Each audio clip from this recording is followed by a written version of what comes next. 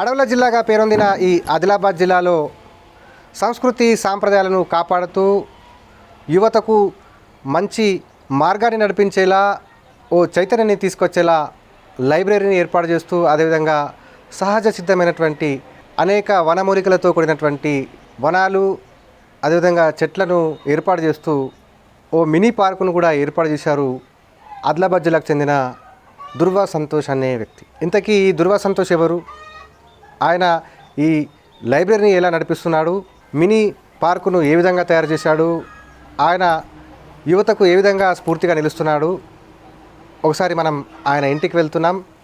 ఆయన చేస్తున్నటువంటి సేవా కార్యక్రమాలు అదేవిధంగా ఆయన లైబ్రరీ మినీ గార్డెన్ కూడా చూసొద్దాం రండి.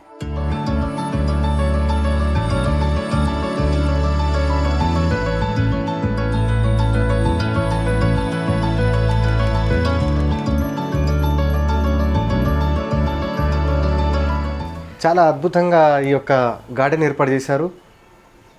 బ్యూటిఫుల్గా ఉంది. ఎన్నో వనమూలికల చెట్లు, ఈ మొక్కలన్నీ చూస్తుంటే కూడా ఎంతో ఆహ్లాదకరమైనటువంటి వాతావరణం ఇక్కడ కనిపిస్తూ ఉంది.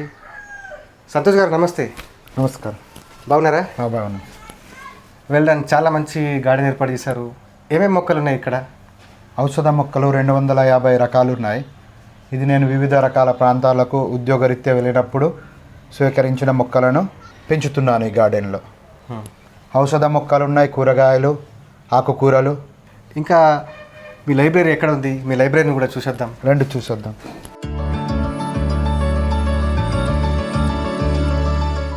చాలా బ్రహ్మాండంగా ఉందండి. ఏంటి ఇవన్నీ కూడా పాత వస్తువులు, పురాతన కాలంలో రాజుల కాలంలో ఉన్నటువంటి వస్తువులు ఇవన్నీ కూడా కనిపిస్తున్నాయి. మనం చూసుకోవచ్చు ఇక్కడ విజువల్స్లో కూడా. ఏంటి వీటిని ఏమేమంటారు ఒకసారి ఎక్స్ప్లెయిన్ చేయండి కొంచెం. వీటిని మొక్కల శిలాజాలు అంటారు. కొన్ని సంవత్సరాల క్రితం ఇవి భూమిలో చెట్లు కూరుకుపోయినప్పుడు చెట్టు మొత్తం శిలాజ రూపంలో తయారవుతాయి. కొన్ని వేల సంవత్సరాలది. మేము ఇది బెల్లంపల్లి స్పెషల్ పార్టీలో పనిచేస్తున్నప్పుడు ప్రాణహిత పరివాహక ప్రాంతంలో దొరికితే దీన్ని 2016 నుంచి ఇప్పటి వరకు భద్రపరుస్తూ వస్తున్నాను. అంటే మీరు వృత్తిరీత్యా అంటే పోలీసు ఉద్యోగినా? 2013 బ్యాచ్ కానిస్టేబుల్ని. నేను వివిధ ప్రాంతాల ఉమ్మడి జిల్లాలో బెల్లంపల్లి, ఆదిలాబాదు, గాదిగూడ, నార్నూరు, మరి ఇప్పుడు నిర్మల్, మళ్ళీ ఇప్పుడు గౌరవనీయులైన ఎమ్మెల్యే సార్ వద్ద క్యాట్ పార్టీలో విధులు నిర్వహిస్తున్నాను. సో మీరు పోలీసు ఉద్యోగంలో పనిచేస్తూ ఈ అన్ని సేవా కార్యక్రమాలు, ఒక మినీ లైబ్రరీని, గార్డెన్ చాలా ఇంత అద్భుతంగా ఏర్పాటు చేశారు. ఎట్లా ఈ సమయాన్ని తీసుకుంటున్నారు ఇంత? మా నాన్న ఉద్యోగరీత్యా వివిధ ప్రాంతాల్లో తిరుగుతుండే. నాన్నతో పాటు మేము ట్రాన్స్ఫర్ అవుతూ వివిధ ప్రాంతాల గురించి ఈ ఉమ్మడి జిల్లాలో తెలుసుకోవడం జరిగింది. చిన్నప్పటి నుండే మా నాన్నగారు వివిధ రకాల మ్యాగజైన్స్ తెస్తుండే, వ్యవసాయానికి సంబంధించిన వాటికి సంబంధించిన తెస్తేవి రోజు చదువుతుండే. మరి వివిధ రకాల దినపత్రికలు మా దగ్గర వస్తుండే. వీటిని చూసి ఇవన్నీ భద్రపరచాలి, ముందు తరాలకు తెలియచేయాలని మా గిరిజనుల వస్తువులను మరియు ఈ మొక్కలను నేను భద్రపరుస్తూ పెంచుతూ వస్తున్నాను. సో ఇవన్నీ చూస్తుంటే చాలా వండర్గా ఉంది. ఇదేంటి? నాగలి అంటే ఇది ఎగ్జిబిషన్స్ కోసం. ఓహో, చాలా బాగుంది. ఏంటిది? గజ్జెలు గుసాడి టైంలో గుసాడి వాళ్ళు కాళ్ళ గట్టి నృత్యం చేస్తూ ఉంటారు. ఇది డప్పు. ఇవి పాతకాలం నాటి వడ్డానం, స్త్రీలు ధరించేది. ఓహో, ఏంటిది? ఇది అడవిలో దొరికే ఒక అరుదైన శిల, మెరుస్తుంది. వజ్రాల్లాగా ఉన్నాయని దీన్ని మేము తీసుకున్నాం. ఇవన్నీ పాతకాలం నాటి కత్తులు. రాజుల కాలం నాటి? రాజుల కాలం కాదు కానీ అంటే గతంలో అంటే మీ పూర్వీకులు వాడుకున్నాయి? మా పూర్వీకులు వాడుకున్నాయి. వివిధ ప్రాంతాల నుంచి నేను స్వీకరించాను. సో ఇవన్నీ చూస్తుంటే చాలా వండర్గా ఇవన్నీ కూడా మీరు కలెక్ట్ చేసి ఇవన్నీ కూడా ఒక ఎగ్జిబిషన్ లాగానే ఇక్కడ పెట్టారు. ఇవేంటివి? జింక కొమ్మలు. వివిధ అటవీ ప్రాంతాల్లో మేము కూంబింగ్ నిర్వహిస్తున్నప్పుడు చనిపోయిన వాటిని నేను స్వీకరించిన అలవాటు ప్రకారం. అంటే ఇవి మనకు గుసాడి టైంలో కూడా వీటిని ధరిస్తుంటారు. గుసాడి టైంలో కూడా నెమలి పించాలకు వీటి అలంకరిస్తుంటారు. ఇంకా వీటిని ఏమంటారు? ఇవి పెళ్లి టైంలో వీటి గొరకలు అంటారు. మా ఆదివాసు సాంప్రదాయం ప్రకారం వెనుక పెడతారు అన్నట్టు. ఇదైతే చెప్పనవసరం లేదు, తుడుం అంటారు దీంతో మొత్తం ఆదిలాబాద్ జనం ఆకర్షితులు అవుతున్నారు. మీ లైబ్రరీ కూడా చాలా బ్రహ్మాండంగా ఉంటుంది. ఏంటిది? ఇది సోరకాయ. మా తోటలోనే పైన టెర్రస్ గార్డెన్లోనే పెట్టింది. అయితే దీనికి ఎండిపోయినప్పుడు దీని డిజైన్ తీసినాం మేము. ఇది దాదాపు ఒక 80-90 సంవత్సరాల క్రితందే కర్రతో చేసింది, మన వాళ్ళే ఆదివాసులు తయారు చేసింది. అయితే నేను స్వీకరించి పెట్టిన ఎగ్జిబిషన్స్ పెడుతుంటాను, నాగోబా జాతర కానీ అలాంటి ప్రదేశం అక్కడ కూడా పెడుతుంటాను. అవును. కుమరం భీమ్ తుపాకీ ఉన్నట్టుందిగా. కుమరం భీముది కాదు కానీ దాన్ని స్ఫూర్తిగా కలిగించాలని అంటే మినీగా మీరు ఏర్పాటు చేశాను. బాగా చేశారు కర్రతోటి. ఎడ్ల బండి హైమండర్ఫ్ను మీరు స్ఫూర్తిగా తీసుకొని ఇది లైబ్రరీ నడిపిస్తున్నారు. అవును, ఏమంటే స్ఫూర్తిగా తీసుకొని వివిధ రకాల సామాజిక కార్యక్రమాలు, లైబ్రరీలు 2016లో మార్లవైలో ₹1,00,000 విలువైన బుక్స్, ఫర్నిచర్స్ అన్నీ నేను డొనేట్ చేయడం కలిగింది. ఈ బుక్స్లో ముఖ్యంగా ఏమేమి ఉన్నాయి? బుక్స్ ఏమంటారు, పాతకాలం ద రాజ్గోండ్ షాప్ ఆదిలాబాద్ ఉంది. చాలా పాత కాలం నాటి బుక్స్ కూడా కలెక్ట్ చేశాను. ఇవన్నీ చూస్తుంటే ఏమంటారు బుర్రా గారు రాసిన ద రాజ్గోండ్ షాప్ ఆదిలాబాద్. దీంట్లో మన ఉమ్మడి జిల్లా మొత్తం ఆదివాసుల గురించి అతను రాసిండు. ఇదే ప్రామాణిక గ్రంథం. సో ఇవన్నీ కూడా మొత్తం మన జిల్లాకు సంబంధించినవి, ఆదివాసులకు సంబంధించిన చరిత్రలు, కాళోజీ గారి ఆత్మకథ, నెల్సన్ మండేలా, చాలా ఉన్నాయి. కైతికాలు, దండారి. అచ్చా, రీసెంట్లీ మీరు కడెం నది ప్రయాణం గురించి రాసిన బుక్ ఇది. అవును, ఇది రాశాను కడెం నది గురించి. దీంట్లో ఏమేమి రాశారు? ఇది కడెం నది మన దగ్గరనే, మన ఉమ్మడి జిల్లాలోనే పుట్టి ప్రవహిస్తుంది. దాని గురించి ప్రస్థానం కలిగిస్తూ అది ఎలా ప్రవహిస్తుంది, అది ఎవరికి జీవనదిగా మారింది అని దీనిలో ప్రస్తావించడం జరిగింది. ఇంకా దీంట్లో ఇంపార్టెంట్ చాలా ప్రాచీన కాలంలో ఉన్నటువంటివి ఏమున్నాయి? ఇంకా ప్రాచీన కాలమే చాలా రకాల బుక్స్ ఉన్నాయి సార్. అవి మొత్తం ఎన్ని బుక్స్ ఉన్నాయి మీ దగ్గర? దగ్గర మొత్తము 6,000 వరకు బుక్స్ ఉన్నాయి. చిన్నప్పటి నుండి ఇప్పటి వరకు సేకరించిన బుక్స్లని నేను భద్రపరుస్తూ వచ్చిన. కొన్ని డొనేట్ చేయడం జరిగింది, 2 లైబ్రరీలు డొనేట్ చేయడం జరిగింది. మిగతా నా దగ్గర ఉంచుకొని దీంట్లో మిగతా చిన్నపిల్లలు ఇంకా వచ్చి స్కూల్ పిల్లలు ప్రాజెక్ట్ వర్క్ గురించి, మళ్ళీ పోటీ పరీక్షల గురించి వచ్చి ప్రిపేర్ కావడం జరుగుతుంది. ఎంతమంది మీ లైబ్రరీని సందర్శించారు? ఏ విధంగా వాళ్ళందరికీ కూడా ఈ లైబ్రరీని చూసి ఎట్లా ఏమంటున్నారు వాళ్ళంతా కూడా? చాలామంది విద్యావేత్తలు, సామాజికవేత్తలు అందరూ కెస్లాపూర్కి వచ్చినప్పుడు కూడా ఇక్కడ వచ్చినప్పుడు మా లైబ్రరీని సందర్శించడం జరుగుతుంది.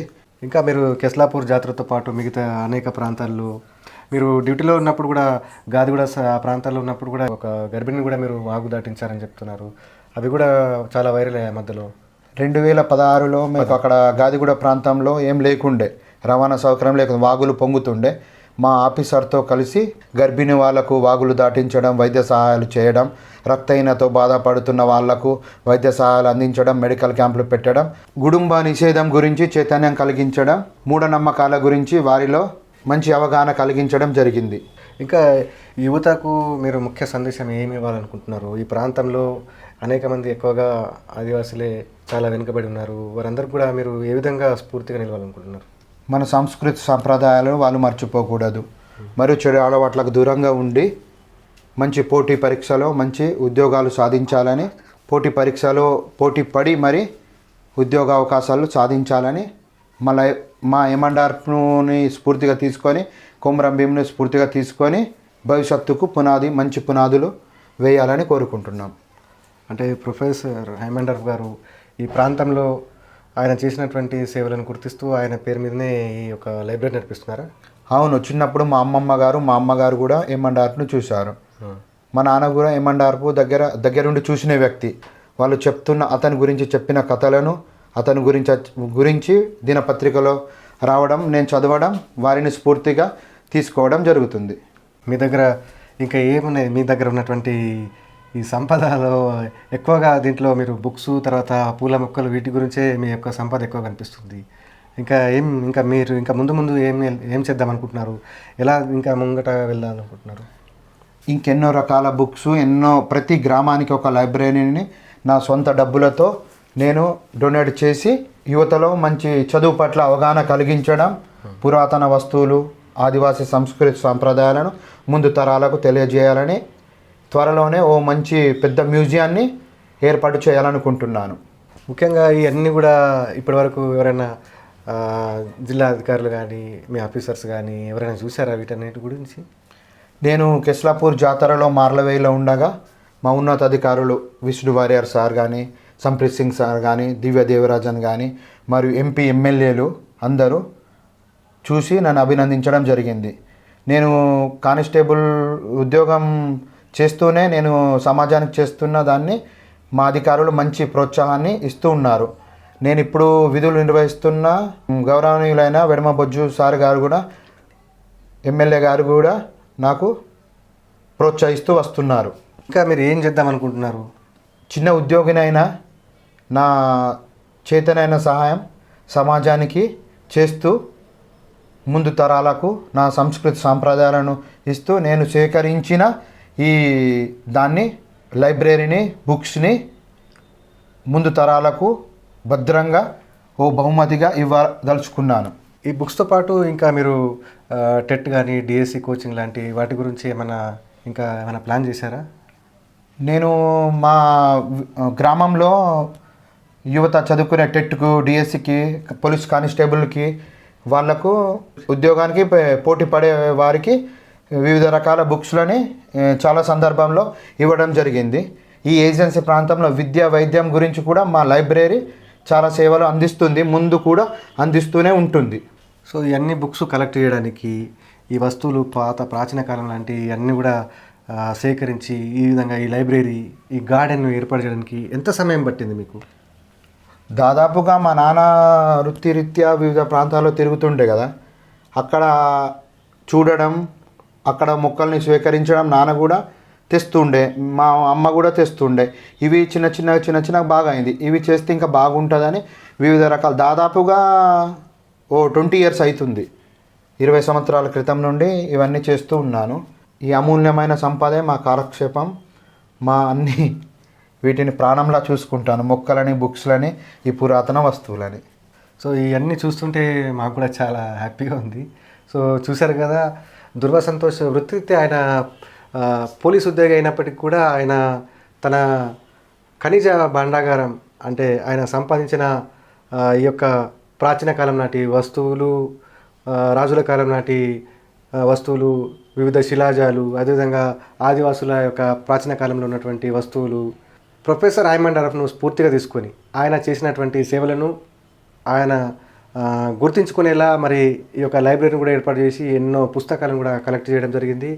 ఇంటి చుట్టూ ఆవరణలో కూడా ఎన్నో రకాల ఔషధ మొక్కలు, పూల మొక్కలు ఇవన్నీ కూడా ఏర్పాటు చేస్తూ ఆహ్లాదకరమైనటువంటి వాతావరణంలో ఉండేలా తన ఇంటిని కూడా ఏర్పాటు చేశారు. అదేవిధంగా లైబ్రరీని కూడా అందరికీ అందుబాటులో ఉంచేలా మరి ఈ యొక్క పుస్తకాలతో, ఎన్నో రకాల పుస్తకాలతో తన యొక్క లైబ్రరీని ఈ విధంగా నడిపిస్తూ అందరికీ ఆదర్శంగా నిలుస్తున్నాడు. ఆదిలాబాద్ జిల్లా నుండి శైలేందర్, ఏబీపీ దేశం.